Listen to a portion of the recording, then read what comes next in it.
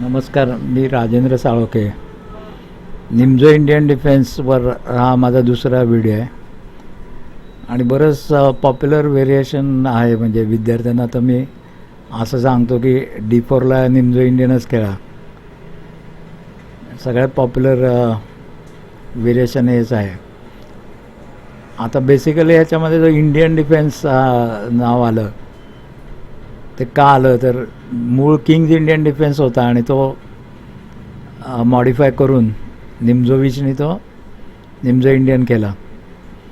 आता इंडियन डिफेन्सची मूळ कॅरेक्टरिस्टिक्सच अशी होती की त्याच्यामध्ये भारतीय लोक खेळताना नेहमी पूर्वीचे जुने फियांचेटो करायचे. फियांचेटोचा अर्थ दाखवतो किंग्ज इंडियन डिफेन्सचा त्याचा चाली आहेत. याच्यामध्ये नाईटच्या पुढचं जे नाईट आधी बाजूला त्याने काढलं, ठीक आहे. C4 आणि G6 हे नाईटच्या पुढचं जे पॉन आहे G6ला घेतलं जातं. पुढे बिशप इथे G7ला घेतला जाईल आणि त्याला फियांचेटो असं म्हणतात. बिशप हा मध्ये आल्यानंतर बिशप हा काय खेळेल आणि हा बिशपमध्ये आल्यानंतर हा बिशप फियांचेटो केला असं म्हटलं जातं. तर हे थोडंसं निमजोईचनी पहिले मॉडिफाय केलं इंडियन स्टाईल. आणि दुसरं निमजोईचने जे मॉडिफाय केलं आपण बघूया. दुसरं गोष्ट त्या निमजोईचनी पॉप्युलर केली, पूर्वी होती का ना माहीत नाही. ह्याला म्हणजे हायपर मॉडर्न डिफेन्स असं म्हणतात की हे जे कंट्रोल करायचे मिडल स्क्वेअर आहेत, हे सगळ्यात महत्त्वाचं असतं की D5 E5 D4 E4 ह्याच्यावर अधिक ताबा ठेवायचा असतो चेसबोर्डवर. तर हे प्याद्याने कंट्रोल करायची पद्धत होती. आणि निमजोविचने काय केलं, आता हे घोड्याने हे दोन स्क्वेअर कंट्रोल केले D5 आणि E4, म्हणून याला हायपर मॉडर्न डिफेन्स असं म्हणायला लागले. म्हणजे ह्या प्रकारचे जे आहेत की काळा खेळाडू प्यादं न खेळवता दुसरं काहीतरी खेळतो त्याला हायपर मॉडर्न म्हणतात. किंवा पांढरा खेळाडू बऱ्याच वेळा घोडा वगैरे खेळतो. आता निमजो इंडियनची कॉमन ही मूव्ज आहेत. हा C4 खेळतो, काळा E6 खेळून हे बिशपला इथून डेव्हलप करतो. हा नाईट टू C3 खेळतो आणि बिशप टू B करून पिन करतो. इथपर्यंत या निमजो इंडियनच्या कॉमन मूव्ज आहेत. आता जे आपलं क्लासिकल व्हेरिएशन येतं ह्याच्यामध्ये E38कडे आपण जावं. तर इथे E39 तो दाखवतो आहे. हा क्वीन C2ला घेतो. ते आपण परत एकदा दुसरा एक खेळ आहे त्याच्यात असंच आहे की याचा उद्देश घोड्याला प्रोटेक्ट करणं, म्हणजे डबल पॉन होणार नाही जर उंटाने मारलं तर. आणि दुसरं सायमल्टेनियसली या E4ला पण तो कंट्रोल करतो. आणि त्याच्यानंतर काळा खेळाडू C5 खेळतो. हे E39 त्याने दाखवलेलं आहे इथे, पण ते काय बुक्समध्ये E38 असं मला दिसलं. असं जे असेल ते असे, बऱ्याच पुस्तकात ते ECO कोड देत सुद्धा नाहीत. तर हे इथपर्यंतचं या कॉमन झाल्या. याच्यानंतर हा पांढरा खेळाडू D×C5 करतो, काळा खेळाडू कॅसल करतो. आता लगेच कॅसल केला की याला पिल्ट व्हेरिएशन असं म्हणतात. पिल्ट व्हेरिएशनला जातो. पुढच्या साधारण कॉमन चाले आहेत ज्या मी ते शेरवानच्या पुस्तकातनं घेतल्या आहेत. A3 bishop C5 bishop cross C5 knight to F3 B6 bishop to G5 याने पिन केला त्याचा नाईट. बिशप टू B7 या डायगोनलला बिशप आणला आहे. E4 H6 bishop to H4 bishop to E7 rook to D1 knight to H5 bishop cross E7 आणि queen cross E7 ह्या साधारण त्या पुढच्या कॉमन चाली ह्या समजल्या जातात. ह्याच्या पुढचा तसा हा पण एलिमेंटरीच व्हिडिओ आहे, पण E39च याला म्हटलेलं आहे. ठीक आहे. D4 knights F6, C4 E6, common knight to C3, bishop to B4, queen to C2 इथपर्यंत कॉमन आहे. हां, याला क्वीन टू C2 याला क्लासिकल व्हेरिएशन असं म्हणतात. मगाशी सांगितल्याप्रमाणे तर नाईटला प्रोटेक्ट करणे आणि E4ला प्रोटेक्ट करणे त्या क्वीन घेण्यामागचं कारण आहे. आणि त्यानंतर कॉमन आहे ते C4 इथं आलं आहे क्लासिकलमध्ये. म्हणजे पॉन तो C5ला काळा खेळाडू पॉन घेतो, ही कॉमन चाल आहे. आता ह्याच्यामध्ये इतर ज्या साधारण चाली आहेत त्या झटकन आपण लक्षात, प्रत्येक ह्याच्यात मग पुढे ते अनेक व्हेरिएशन निर्माण होत जातात. पण पॉप्युलर खरं हे कॅसल हे जास्त पॉप्युलर आहे. E32 इथे कोडाला हे जास्त पॉप्युलर आहे. तर आपण नंतर कधीतरी बघू. इथे आला, हे इथपर्यंत खेळलं होतं. हे पॉन त्याने खेळलेलं व्हेरिएशन आपण दाखवतो आहे. पण D5 पॉन खेळणं हे सुद्धा पॉप्युलर आहे. किंवा नाईट टू C6 या बिशपला सपोर्ट हे सुद्धा पॉप्युलर आहे. किंवा 4D6 हे खेळू शकतो. कितीतरी चाली आपण खेळू शकतो. B6 खेळू शकतो. बिशप क्रॉस C3 हे मारून टाकून राजाला चेक देणं हे आपण करू शकतो. कारण मी खेळताना हे असा घोडा मारूनच टाकतो शक्यतो त्याचा. पण बघा आता आपल्याला ते 4C5 व्हेरिएशन बघायचं आहे. क्वीन E7 खेळू शकतो. क्वीन इथे E7ला आलं आहे. B5 खेळू शकतो. हे प्यादं B5.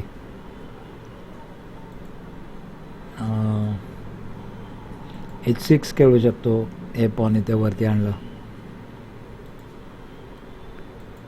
C6 खेळू शकतो. ही जरा ऑड मूव्ह आहे. रूट टू F7 म्हणजे उगे कॅसल डिस्टर्ब करून रूक कशाला हलवायचा, पण ते खेळू शकतो. आणि काही लोक खेळलेले आहेत ते डाटाबेसमधनं मी ते घेतलेलं आहे. नंतर E5 खेळू शकतो हे. आणि नंतर A5 खेळू शकतो हे. इथून बिशपला सपोर्ट. अशा भरपूर त्याला पॉसिबिलिटीज आहेत. चेसमध्ये तर आहे की पॉसिबिलिटी भरपूर आहेत. परवा मला एक प्रोग्राम सापडला होता की ज्याच्यामध्ये तो मेट इन जवळजवळ 15पर्यंत तो चेक करतो की अमुक स्थिती याच्यात 15 मूव्जमध्ये मेट होईल का. ते त्याला चेक करायला दिलं तर तो कोट्यावधी त्याच्यामध्ये मूव्ज चेक केलेला आहे. त्याचा जो काउंट येतो तो कोटीच्या घरात जातो. म्हणजे इतके मूव्ज चेसमध्ये होऊ शकतात. C5 नंतर D क्रॉस C5 कॉमन. नंतर काळा खेळाडू कॅसल करतो. याला पिल्ट व्हेरिएशन असं म्हणतात. पिल्टचं मागे पण मी एकदा बोलतो, त्याचं स्पेलिंग PIRC आहे, पण त्याचा उच्चार पिर्ट असा आहे. पिरकन आहे. त्याच्यानंतर A3 हा खेळला. बिशपला थ्रेट दिली आणि बिशप क्रॉस C5 केलं. नाईट टू F3 घेतला. नाईट टू C6 घेतला. Bishop to G6 and pin. दोघे एकमेकांच्या घोड्यांना पिन करून बसलेले असतात. Knight to D4, knight cross D4, bishop cross D4 एका खेळला. E3, queen to A5. परत या नाईटला क्वीनने पिन केला होता. E क्रॉस D4 आणि क्वीन क्रॉस G4. दोघांच्या क्वीन गेल्या. आणि क्वीन टू D4. आता इथपर्यंतच्या पण ह्या दुसऱ्या कॉमनच मी दाखवल्या, याच्यामध्ये मटेरियल लॉस काही नाही. म्हणजे तुम्हाला दिसतंय की दोघांचंही सारखंच मटेरियल तिथे शिल्लक आहे.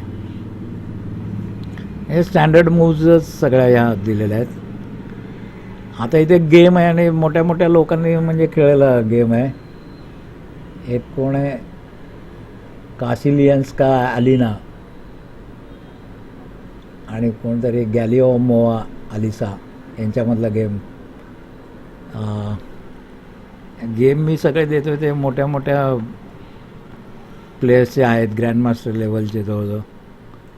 D4 D6 C4, तो नाईट F6, सॉरी मी काय बोलतो, D4 knight F6 C4 E6 knight to C3 bishop to B4 queen to C2 C5. हा आपलं आत्ताचं क्लासिकल व्हेरिएशन चाललेलं आहे. याप्रमाणे झालेला गेम आहे हा. D क्रॉस C5 केलं, कॅसल केला याने. A3 खेळा, bishop cross C5 knight to F3 B6 bishop to F4 bishop to B7. या डायगोनलला त्याने इथे आणलं आहे. Rook to D1 knight to H5 bishop C1 F5 E3 knight to C6 bishop to E2 knight to F6 याने castle केला. Rook C8 pawn to B3 queen to E7 B4 bishop D6 bishop E2 bishop B8 E4 knight to G4 H3 knight to G5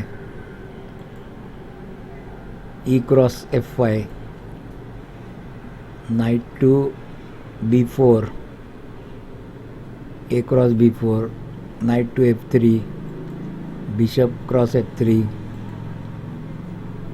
bishop cross F3 rook to D3 रूक cross F5.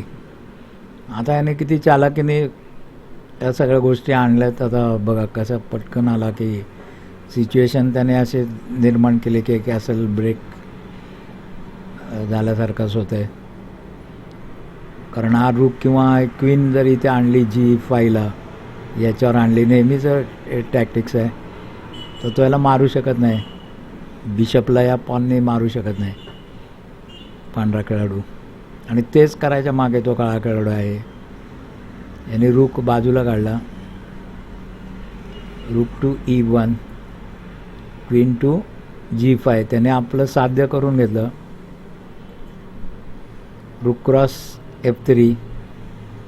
तर इथे काय होतं, उंट मारला त्याने. ते मारल्याशिवाय त्याला काही इलाजच नाही, कारण हे क्वीनने जर हे पॉन मारलं तर मेट झाला G2ला. मारलं आणि रूक क्रॉस F3. इथे रूक एक तो कमी झाला, म्हणजे पांढरा खेळाडूचा एक रूक गेला आहे आणि एक पॉन कमी आहे आणि ह्याचा एक नाईट गेलेला आहे.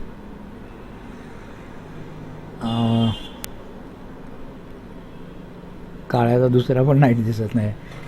मटेरियल म्हणजे पांढरा जो आहे तो नाईटनी जास्त आहे एक, आणि काळा जो आहे तो त्याच्याकडे एक रूक जास्त आहे आणि एक प्यादं जास्त आहे. काळ्याकडे 2 4 6 प्यादे आहेत आणि त्याच्याकडे 5 आहे. म्हणजे काळ्याची विनिंग पोझिशन तयार झालेली आहे. Night E4.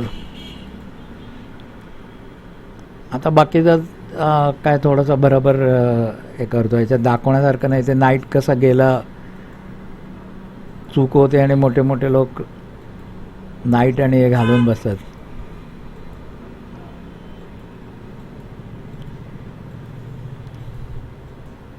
म्हणजे फायनल जेव्हा स्टेजला तो आला,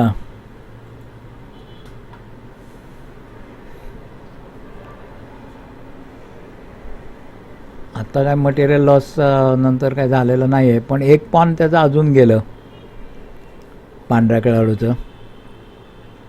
हां, म्हणजे काळ्याकडे किती 1 2 3 4 पॉन आहेत आणि याच्याकडे 1 2 3 आहेत, 5 आहेत पॉन त्याच्याकडे आणि याच्याकडे 3 आहे. म्हणजे तो 2 पॉन आणि 1 रुकनी जास्त झाला आहे आणि हा 1 नाईटनी जास्त आहे म्हटलं तर. आणि काळ्या खेळाडूने इथे रिझाईन केलेलं आहे, मटेरियल कमी आणि असे हार दिसून येते. सॉरी, पांढऱ्या खेळाडूने रिझाईन केलेलं आहे, चुकीचं बोललो. काळा खेळाडू जिंकलेला आहे असं म्हणा. 0-1 स्कोअर आहे याचा मॅचचा. दुसरा एक गेम बघूया. पहिल्या चाली आपल्या फार महत्त्वाच्या. D4, knight F6, C4, E6, knight C3, bishop B4, queen to C2 and C5. या इथपर्यंतच्या आपल्या क्लासिक व्हेरिएशन. आता हे इथे 39 त्याने दिलं आहे तर 39 म्हणूया. मी इथे 38 दिलं आहे. D cross C5, castle, pawn two A3, bishop cross C5, knight cross F2, B6. थोडासा फास्ट आपण गेम बघूया आपण. हा,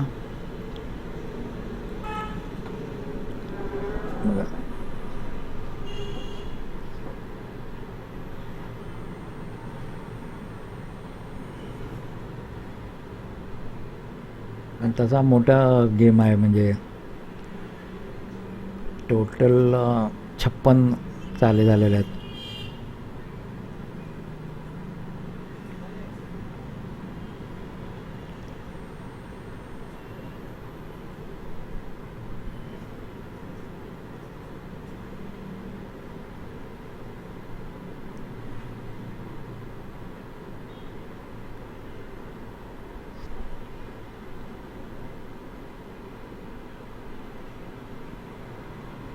गेम जर तुम्हाला चांगले चांगले गेम मी देतो, जर बोर्डावर तुम्हाला खेळून बघता येते तर ते जास्त अधिक चांगलं होईल.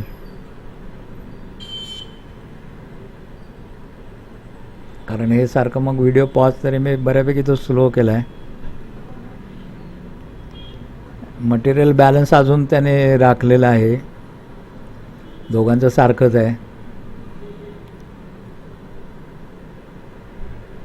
आता बघा, हा जो आहे पांढरा खेळाडू 1 पॉन प्लस झाला, 4 पॉन झाले त्याच्याकडे, ते 2 झाले, 2 पॉन प्लस झाला.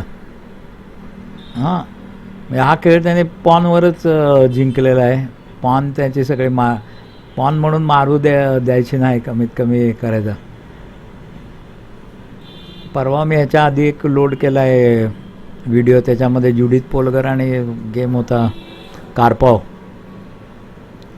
कारोकान बहुतेक होता तो. तर त्याच्यामध्ये असं जुडिथ पोलगरने पॉनकडे काय लक्षच दिलं नाही. पॉनकडे लक्ष नाही दिलं की एंड गेमला तुम्ही त्याच्यावरच हारता.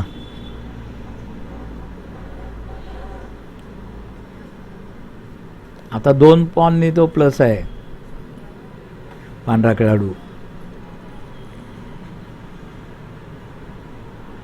आता 3 पॉननी प्लस आहे.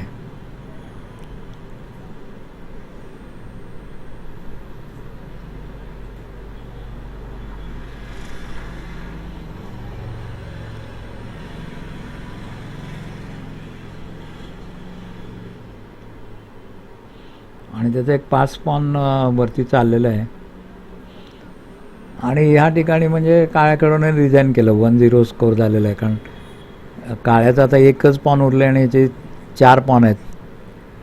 3 पॉननी तो प्लस आहे आणि हत्ती आणि घोडा आणि हत्ती आणि उंट आहे.